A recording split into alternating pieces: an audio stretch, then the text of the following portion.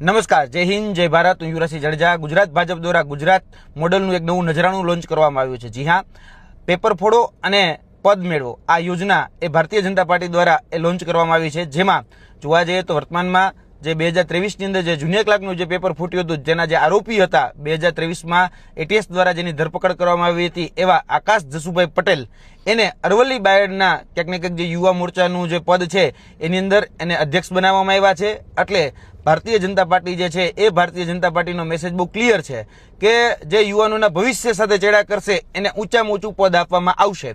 અને જોવા જઈએ તો દરેક વખતે એવું કહેવામાં આવતું હતું કે કોઈ ચમરબંધીને છોડવામાં નહીં આવે, પરંતુ જોવા જઈએ તો દરેક ચમરબંધીઓને પકડીને ભારતીય જનતા પાર્ટી છે એ ઊંચ હોદ્દા આપી રહી છે, ઊંચ પદ આપી રહી છે. એટલે આ ભારતીય જનતા પાર્ટીની જે નવી યોજના છે કે પેપર ફોડો અને પદ મેળવો, એ અંતર્ગત આકાશ જસુભાઈ પટેલ જે છે, જે 2023ના જે જુનિયર ક્લાર્કના ક્યાંક ને ક્યાંક આરોપી હતા અને એની ઉપર એફઆઈઆર પણ થયેલી છે, અને એની ઉપર જોવા જઈએ તો એટીએસ દ્વારા ધરપકડમાં થયેલી હતી. તો અત્યારે એને ક્યાંક ને ક્યાંક જે પદ આપવામાં આવ્યું છે, એટલે એનો મેસેજ એ બહુ ક્લિયર છે કે જે લોકો વિદ્યાર્થીઓના કે યુવાનોના ભવિષ્ય સાથે ચેડા કરશે એને ભારતીય જનતા પાર્ટી છે એ ઊંચા પદ આપશે.